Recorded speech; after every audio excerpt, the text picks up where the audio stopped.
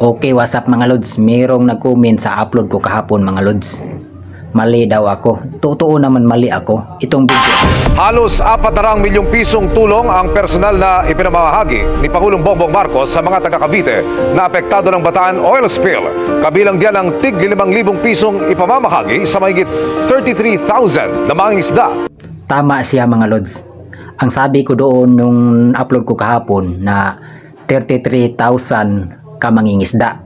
Binigyan ng tagli 5,000. Tapos yung nasa video mga lods, 33,000 mahigit pala. O ayan lods, ginawa ko ng 34,000. O. Sobra pa rin ang pera.